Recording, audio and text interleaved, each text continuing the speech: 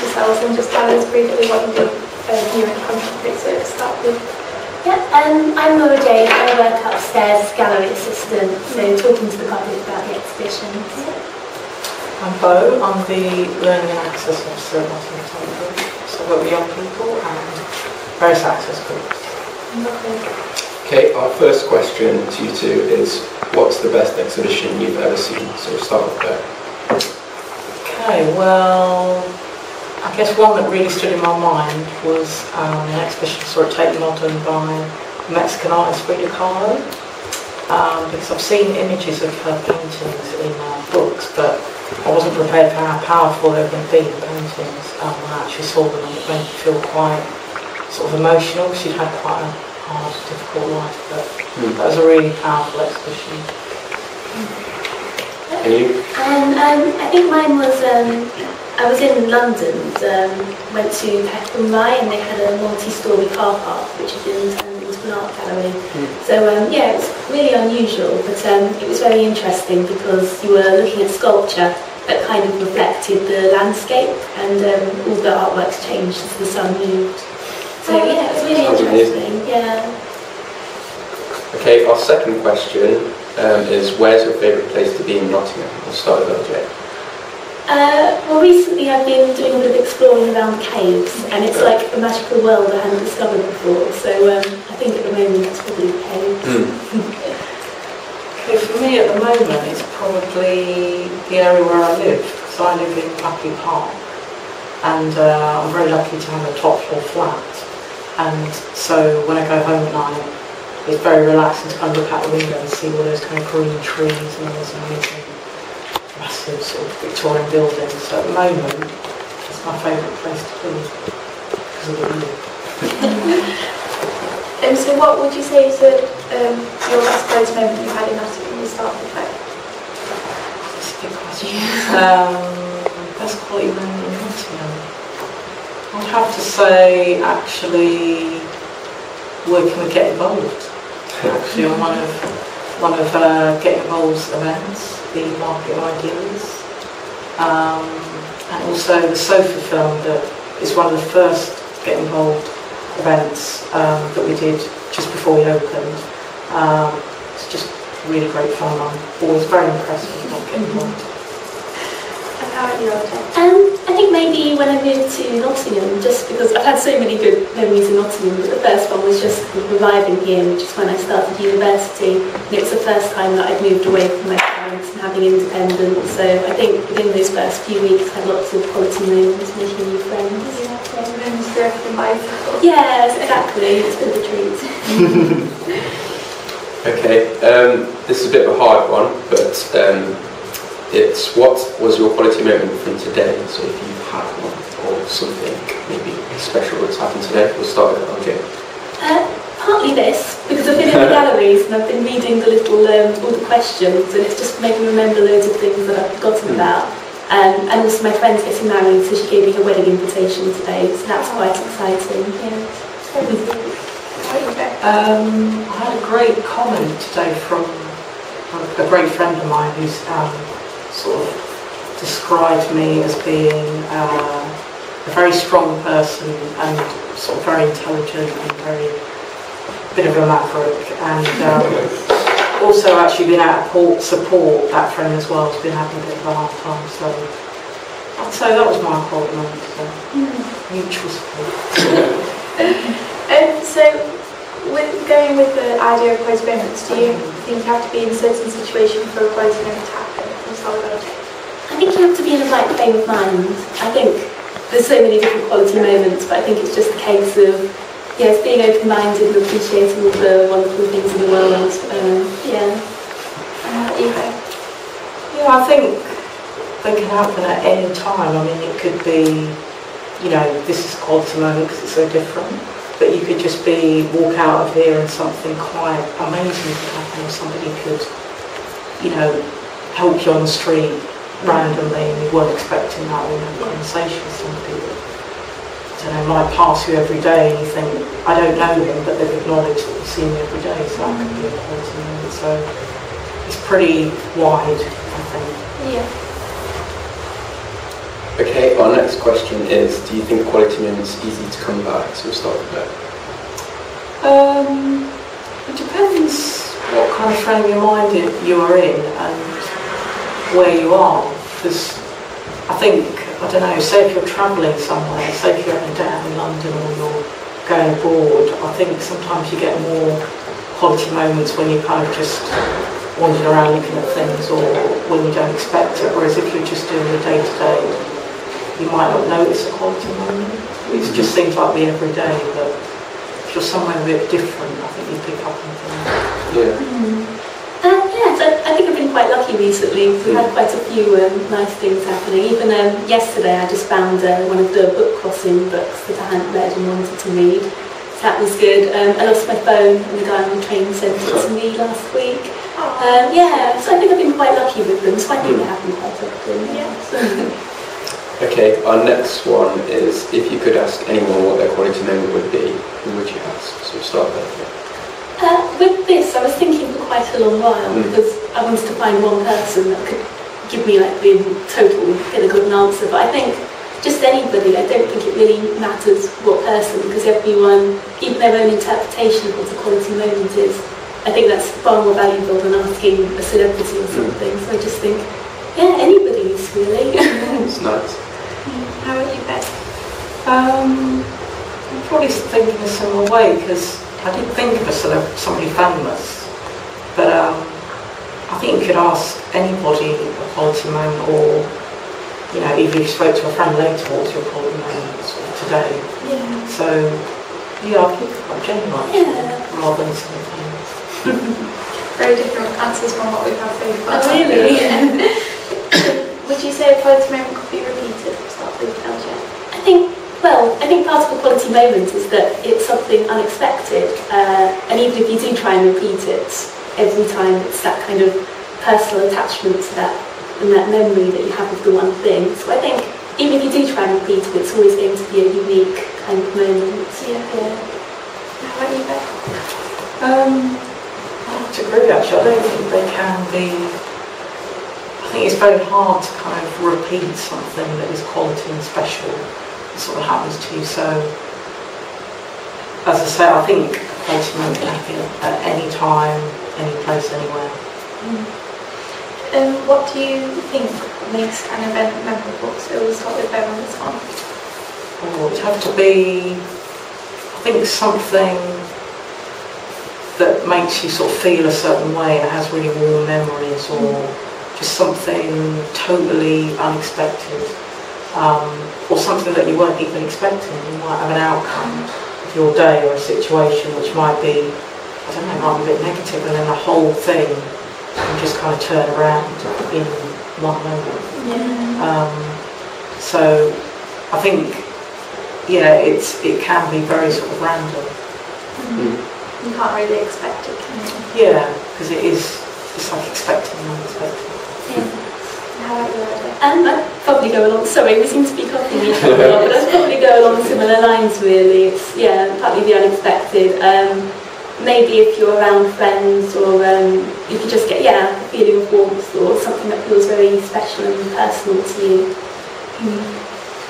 Okay, our next question is, if you were stuck on a desert island, who would you want to be with? So we'll give that to LJ first. Probably, I know it's a really lame answer, but probably just my boyfriend, because I'm not the most tolerant person in the world, so I'm not sure, even if it's a celebrity, whether I'd actually get along with them. But at least I know he can cook, so that's alright. Yeah. How about you, Ben? That's a tough question. Probably one of my best friends, actually. I think that would be quite interesting. I don't know whether we'd get on or drive each other crazy, but one of my best friends who lives in Berlin. Lovely nice, and catch up. We drive each other crazy. So another off-topic question. Which 3 celebrities would you invite to a dinner party?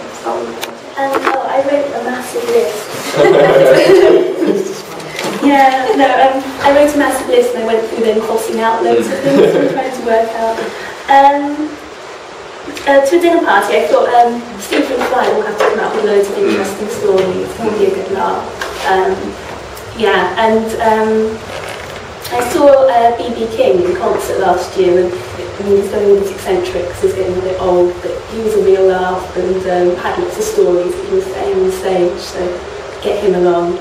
I don't know. And then it's between quite a few people, so maybe David Gilmour or somebody. Yeah. Okay, I could think of loads of people, but I'll try to narrow it down to Bill Murray.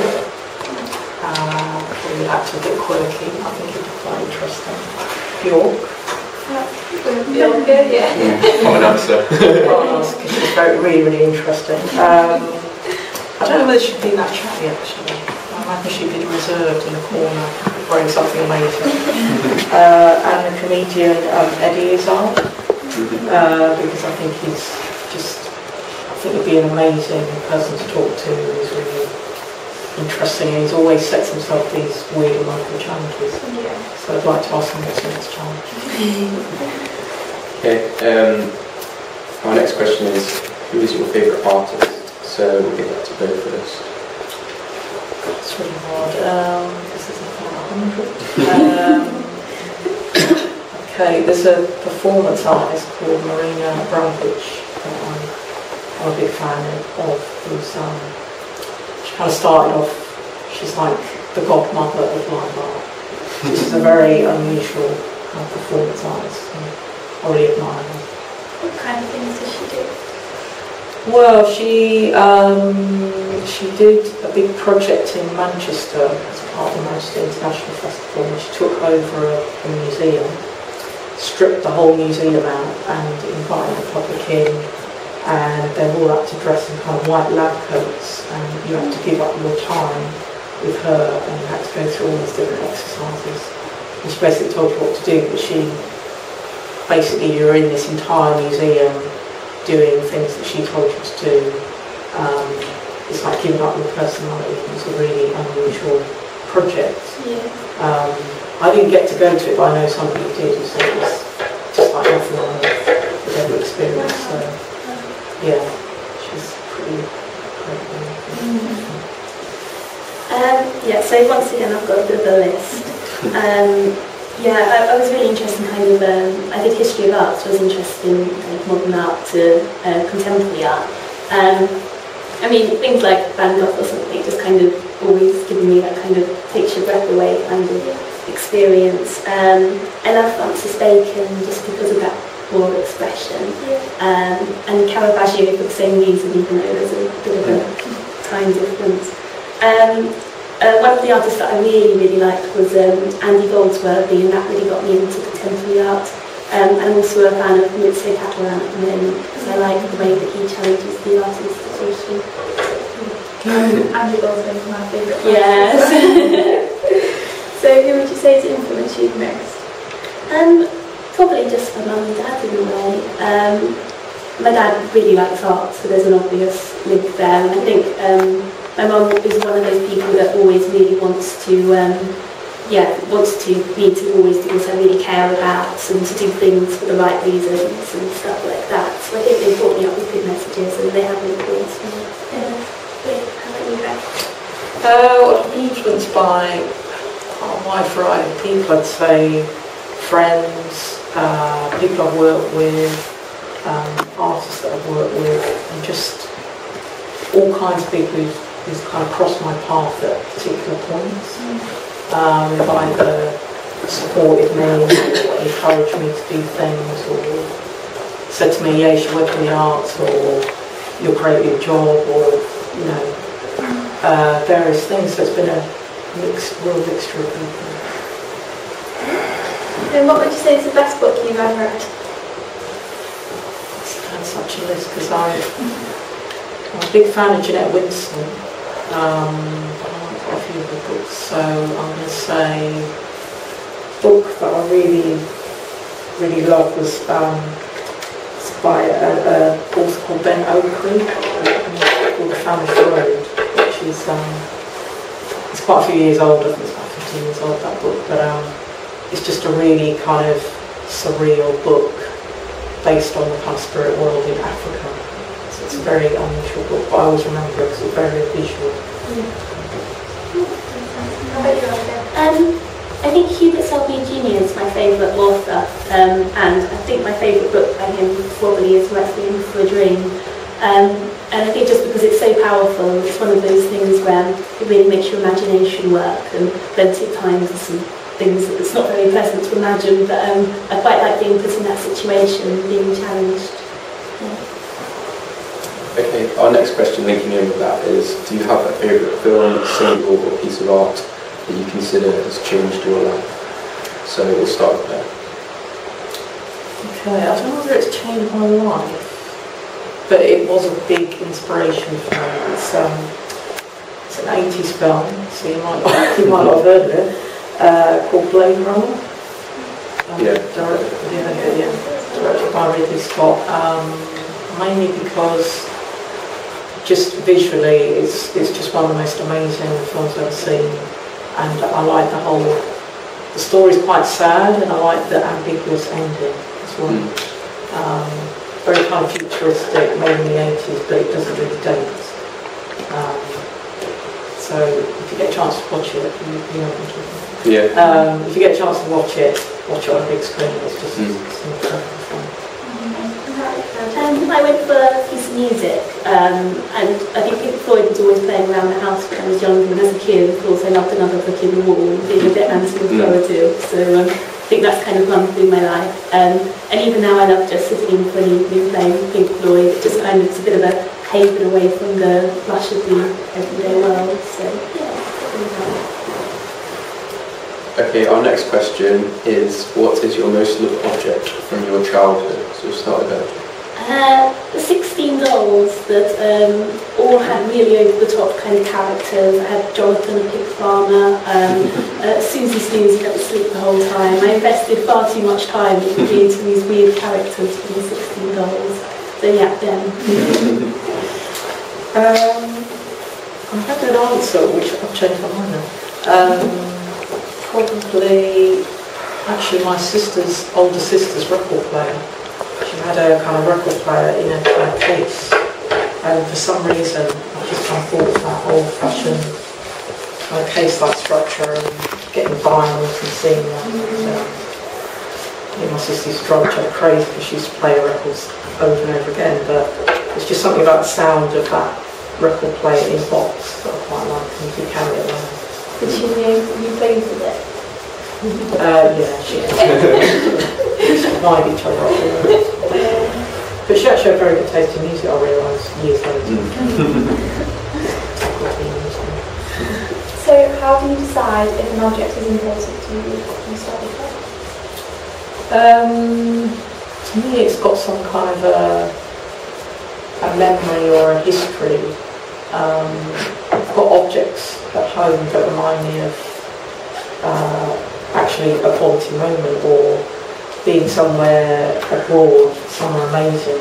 I've got quite a big collection of wooden beads, and I've collected from being in different countries. I've been in Mexico or being in New York, and I've kind of dined and been that feeling of being somewhere, incredible. So I've got objects like that, or bits of clothing that I've been to, so I've got a history there from the 60s. A little bit of history, I think, like that, so. I kind of agree. I don't think it always particularly matters about the aesthetics, depending on what it is, but it can almost transport you, whether it's to a moment of a time within your life that's got significance, or maybe a time from history, or something that kind of has that effect. Okay, our next question is, where's your favourite place to be? So we'll start with that. Favourite place to be? It could be anywhere in the world, maybe a holiday.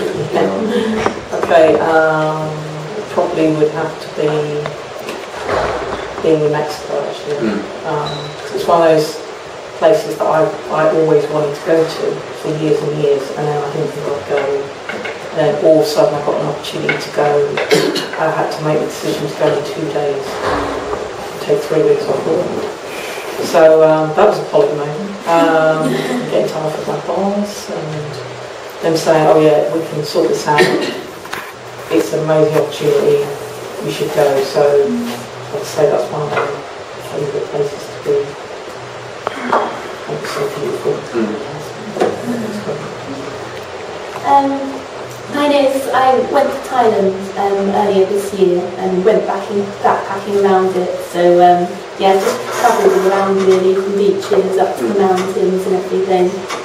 So yeah, that was amazing. But I think it's basically anywhere where I've kind of got back on my own back and I get a bit lost and see things I don't normally see. So even though I loved it there, I think anywhere where I'm experiencing new cultures and exploring. So what have you both always wanted to do but never really got a chance to do it in this old project? I always wanted to run away with the circus, which hasn't quite happened yet, but I'm still hoping, you know, it's never too late. I don't know, possibly liveaboard, that's one of the things that I want to do, but may need to wait a while before it happens. It's always dependent upon so many things. Yeah, I think they're the main two things. How about you? One's travel related, so that's travel. I'd like to go, there's two places, I'd like to go to Japan and Brazil. Is there any particular reason you want to travel to those? I'm one of these people who has these kind of weird top 10 lists in my head of things that I'd like to do. And I do that with travel, and I always found Japan really fascinating. That mixture of the kind of contemporary and the traditional. And Brazil, I've always been quite fascinated by South America, but I'm not actually sure why. Because my kind of heritage is West Africa, and I've lived in Nigeria for about a year, but I didn't feel that connection to it. But there's something about South America where when I went to visit, that's probably why I've been obsessed with Mexico. I just felt really at home there, so maybe I was South American in the past life, I don't know, but it just has a something, so yeah, travel. Okay, our second to last question is, what is your favourite dream? What was to LJ first? Well, since coming back from Thailand, that's been my recurring dream. But I think I felt quite at home there, and because I was there for quite a while, I felt like I'd almost kind of culturally adjusted a little bit.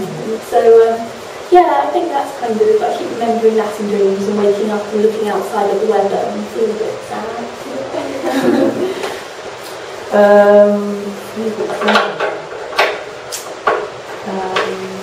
had a very odd dream once about physically flying across a desert that looked like it looked like the Sahara, but I'm not sure where it was.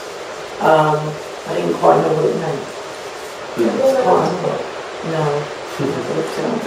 it's probably got something to do with wanting to be somewhere else or travel, or maybe something that somebody mentioned to me about being in the Sahara, and then I start thinking about sort of travel. But it was just that motion of actually physically flying. It was a really kind of comfortable dream, actually, but very odd. But that was a nice dream. Yeah. And we'll end on a nice note tonight with what's your favourite childhood memory? We'll start with Roger. Probably just the old house that we lived in. We moved when I was about 5 years old, but because my dad was quite arty, all the walls were filled with wall hangings that he made. And the walls were in horrible conditions. He got loads of bits of fabric and just stuck them on there. We had big cushions, like dog cushions on the floor, so it was this really eccentric house. Yeah, so I liked it there.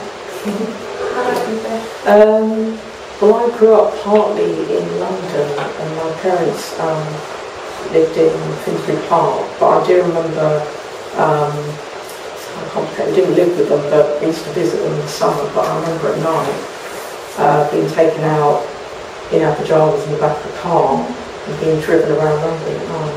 Not late at night, but just at kind of, I don't know, about 7 o'clock in the evening, and just sitting in the back of this car looking out at the lights of London and sort of feeling like I was in a totally different country. I was very young at the time. I remember asking when we go to London, do I need a passport? So it just felt like another world, and being told no, you don't need a passport. But it's just that looking at London through a child's eye, and it being so huge and the amazing lights and sights and sounds. So that was a really good memory. Well, thank you both for coming. Thank you for your time today.